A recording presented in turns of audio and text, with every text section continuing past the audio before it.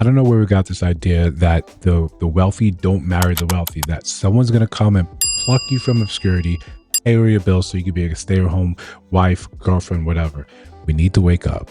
Subscribe. Let's talk about it. I'm gonna marry a CEO. He's gonna give me his card. I'm gonna be a housewife, and he's just gonna like let me be a girl all day. But yeah, that's my plan. My life plan is marrying rich. So you live in Wisconsin, you're unemployed, and your only hobby is going to TJ Maxx and buying a bunch of random shit from China. So pray tell, where the fuck would you meet this guy? Because it's not going to be at the random hometown bar that you sometimes go to on Fridays and drink like Coors Banquet at. You have no degree, you have no business, you have no prospects, you have no life experience in general. Let's say you go on a field trip, okay, to an area with these people, and you end up meeting one of these guys. Do you really think that he's going to pluck you? Let's say you're super, super beautiful and gorgeous, okay, which of course all these girls claim that they are, whatever, okay. That's a story for another time. So let's say that you go on a field trip to a place that is really, really populated, densely populated with these rich guys who are like fucking CEOs or whatever you bitches are always talking about.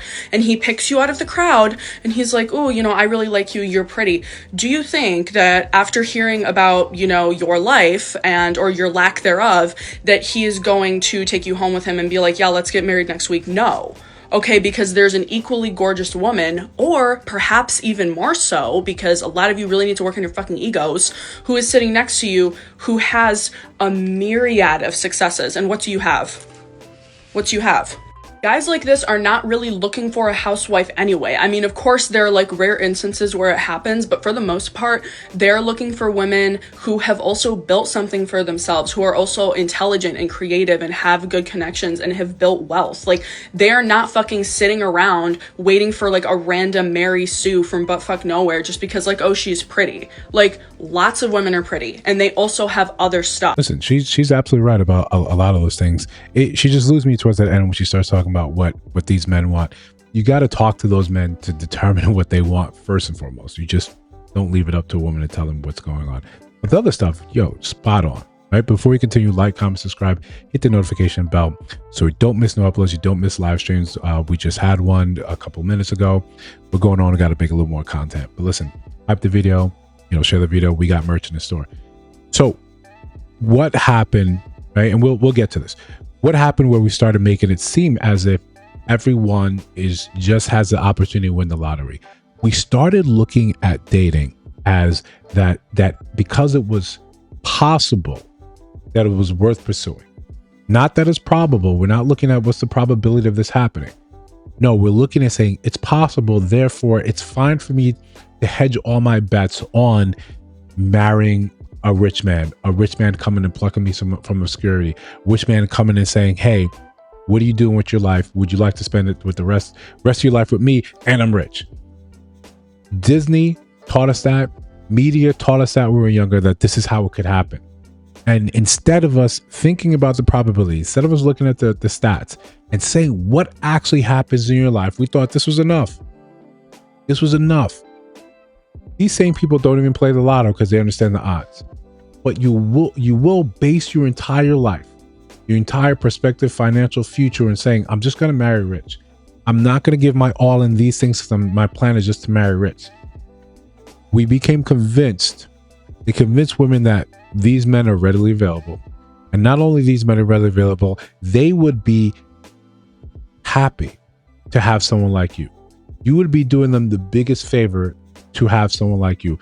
Therefore, this is why we find ourselves with this entitled generation, with this entitled idea that women are automatically a prize because they are women, because of their chromosomes, because of no fault of their own, no choice of their own. They were just born women. Therefore, they're more important. They need to be listened to. They get to decide what is happening.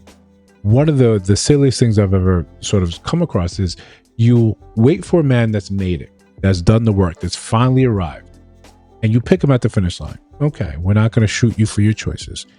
But you now pick this man, and now you demand to be able to have equal or more say in how he runs his life, how he runs the business, how he makes his money. You get to say you're working too much, you're not working enough. You get to say you should be doing these things in your business, a thing that you have no expertise in, just because you're a woman. Now, this is not a video to take away the value of women. I think we've just sort of lost the plot a long time ago, where we simply have propped women up to say, there's nothing wrong with you. And if anyone ever would dare say something like that, it's clearly something wrong with them, something wrong with him. He needs to work on himself. He needs to fix the way he thinks. He needs to realize how dope and amazing you are. And therefore, his resources should be used to make your life worth living. You see plenty of content out there saying, if he is not somehow making your life better, then he is worthless to you. It detracts because our society is put in a place where men are not looked at as equal humans. You're not looked at as equal people. You're looked at as subhuman. You're there to fill a role. You're there to make her life easier. When you fail to do that, we don't have a use for you. But we have plenty of different names that we like to label you and like to put you off to the center somewhere else where we don't have to look at you. We don't have to deal with you. We don't have to realize that you have feelings, drives, and emotions, ambitions yourself. We make it easy to dismiss you until we realize that we actually need you.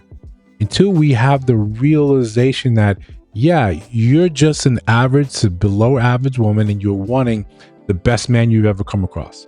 The best man that you ever wrote down in a book or read in a book. This is what you want. This is what you deserve, simply because you're in front of him. Then you get confused why he does not see you.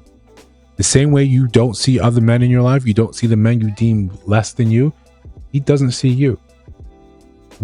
Because we devalue that men actually have opinions, they have thoughts, they have drive their own, we simply write that in. She does the same thing, and it's almost even innocuous for her. She's telling you what these men are looking for. She's telling you what these men want. Yes.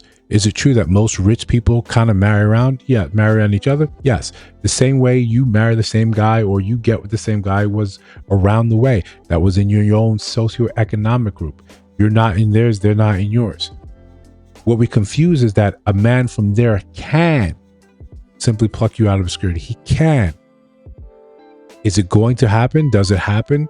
Can we look at the numbers? It usually doesn't happen. The probability isn't there.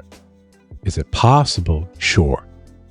That cannot be enough for you to hang your hat on and say, that's going to be my plan. When you see all this content, we say, how much does a man have to make to date you? And you see this outrageous numbers. And then if you ever see the content where they ask, well, what do you do? It's nothing that describes that. Or it's something that I do better than that. So that's why I'm being nice and being generous. You're a 48-year-old mom with 5 kids. The youngest is 3 years old. And you're saying he's got to make $350K. And you're saying that, well, it's possible. Is it probable, though? We need to start moving in that realm of realization that if something is not probable, then we should not hedge our bets with it. Same thing we said for marriage. If half of them end in divorce, then this is probably not something that you want to engage in. The probability doesn't exist. It's not in your favor. The odds are not in your favor. If you're thinking and that your bet for your retirement, the goal is, I'm going to marry rich, and you're not independently wealthy yourself, probably not going to happen for you. Listen, I could be wrong. I've been wrong. You know, if you think so, let me know down in the comments. If you see all the videos on your screen, check those out. Let me know your thoughts about those in those videos. And of course, if you listen to sound of my voice now, if you have not subscribed, I think you should. Just trying to build something dope. See you in the next one.